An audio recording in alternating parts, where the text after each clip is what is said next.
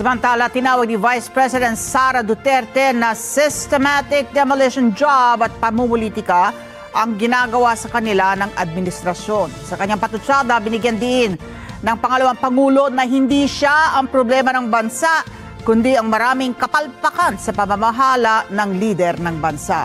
Erlo Bringas sa detalye.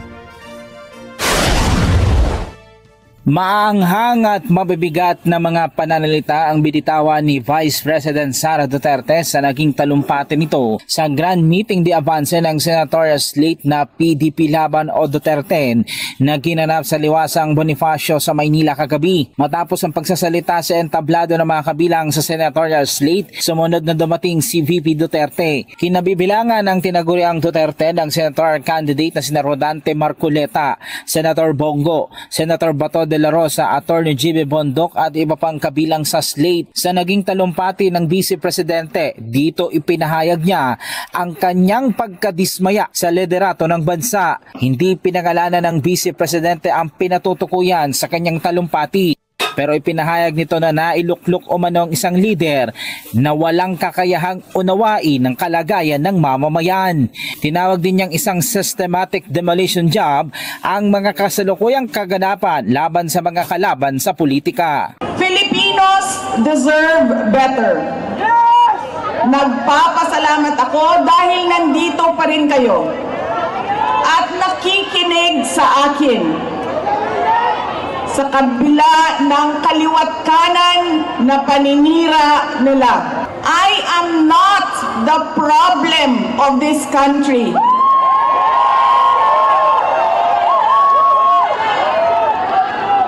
Hindi ako ang problema ng Pilipinas.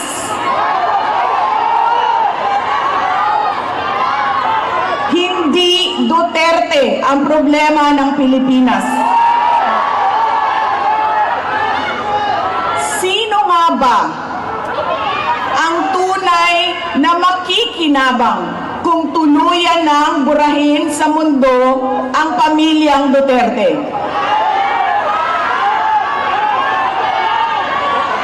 Hindi ang mga Pilipino. Lalo nang hindi makikinabang ang mga biktima sa krimen, mga walang trabaho, mga naghihirap, o maging ang mga nagugutom. Nabanggit din sa talumpati ni VP Duterte ang iba pang makatinawag na kapalpakan ng kasalukuyang administrasyon. Kanya ding pinagdiinan ng problema ng mga Pilipino, kabilang ang nananatiling mataas na bilihin, mataas na singil sa serbisyo at marami pang ibang problema na anilay gawa ng kasalukuyang administrasyon. At ang huli ay ang ginawa nito kay dating Pangulong Rodrigo Duterte na maituturing na isang insulto sa konstitusyon maging sa mga Pilipino. What we are witnessing is a systematic demolition job against political opponents that once dared to put the country first, even if it meant going against the most powerful interests in our homeland. Sa kasamaang palad, iniluklok natin ang isang leader na walang kakayahang maintindihan ang tunay na kalagayan ng mga Pilipino. At higit sa lahat, hindi kayang magdesisyon para sa kapakanan ng sambayanan. Pinagbabayaran natin ngayon ang pagpili ng maling leader. Nakikita natin ang lantaran at walang pakundangang paglabag sa ating saligang batas. Pinamumunuan din tayo ngayon ng isang taong patuloy pa rin tumatanggi, sumailalim sa isang pampublikong hair follicle drug test.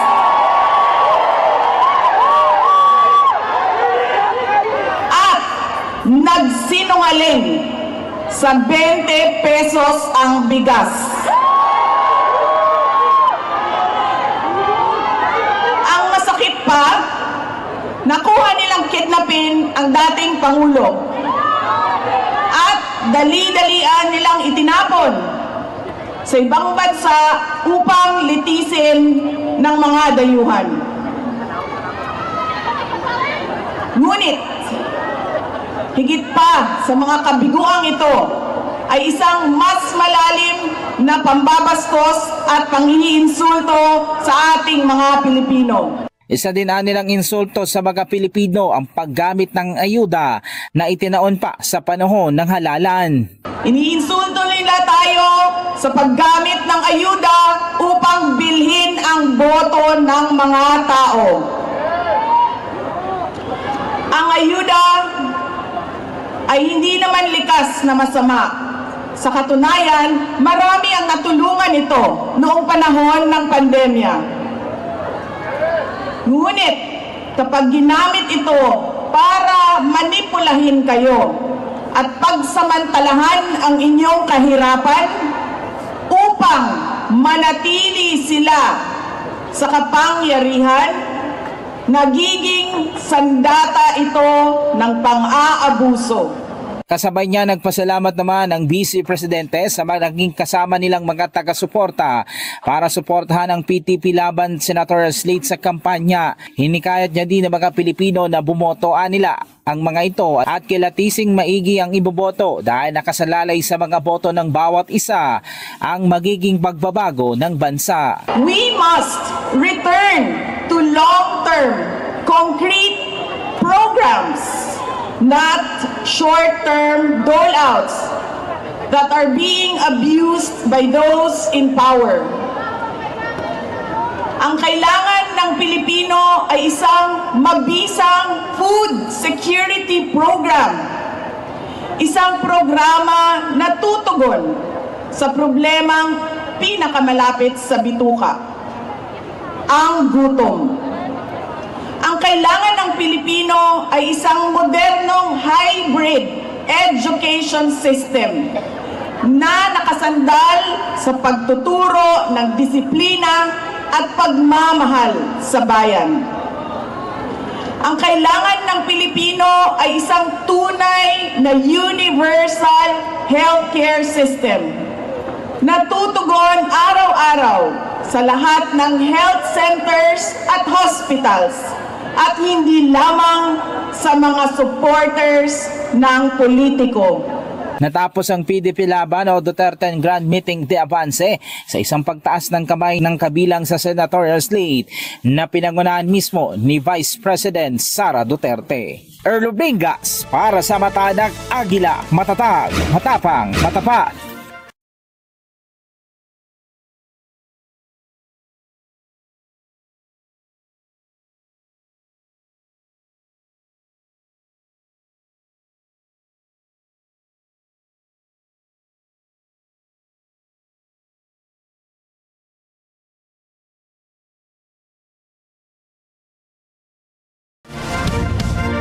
Narito na ang mga balitang tinutukan ng mata ng Agila Weekend.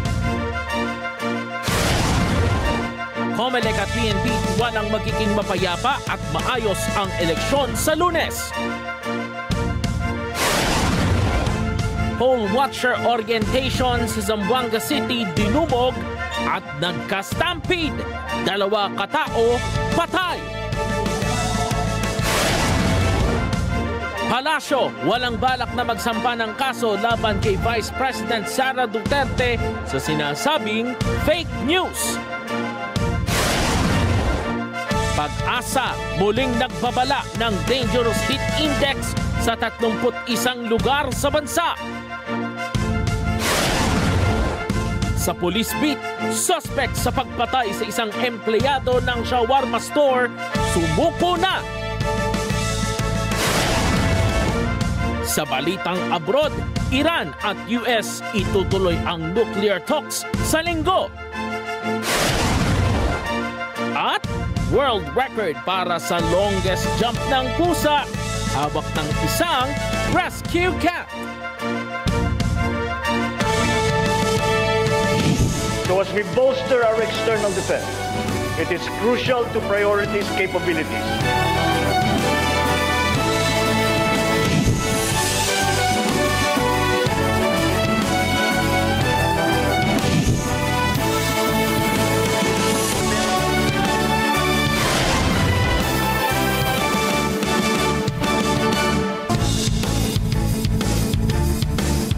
Magandang hapon Pilipinas, sa detalye ng ating mga balita.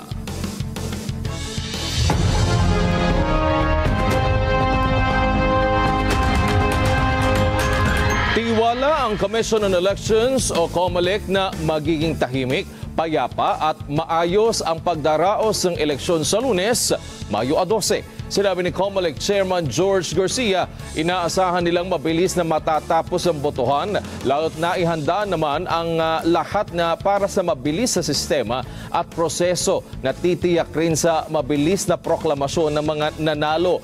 Kasabay nito, umapila si Garcia sa publiko, magtiwala sa electoral process at huwag mahulog sa fake news. Nagpaalala rin siya sa lahat ng kandidato na magkusang alisin ang mga campaign material na nailagay sa mga lansangan ngayong araw at binigyan lamang sila hanggang alas 12:01 ng madaling araw ng linggo para baklasin ang naglalakihang tarpaulin. Bawal na rin bukas ang lahat ng uri ng pangangampanya kasama na ang social media. Sahan naman na sa araw ng eleksyon, sa araw ng Lunes na o bukas na ng alas 5 ng madaling araw o bukas na ng alas 5 ng madaling araw ang mga polling percent para bigyang daan ang mga senior citizen, persons with disability at mga buntis na makaboto hanggang alas 7 ng umaga. Ang regular na oras naman ng botohan magsisimula alas 7 ng umaga hanggang alas 7 ng gabi. Samantala, walang namomonitor ang Philippine National Police o PNP na anumang seryosong banta sa gagawing national at local elections sa Lunes, Mayo 12. Sinabi ni PNP spokesperson Brigadier General Jean Fajardo na sa kabuuan, generally peaceful ang election period at ang mga naitalang insidente ng karahasan hindi nagresulta ng disruption. Gaya sa naunang ulat, sinabi ni Fajardo na nasa 40 lamang ang nakumpirmang election-related incidents at sa bilang na ito, 26 ang nasa kategoryang violent o marahas at 40 naman o 14 ang non-violent. Karamihan o 8 sa naitalang violenteng karahasan sa eleksyon ay sa Bangsamoro Autonomous Region and Muslim Mindanao o BARM na sinundan ng Cordillera Administrative Region na nakapagtala ng 7. May 3 violent election-related incidents ang nakumpirma sa Zamboanga,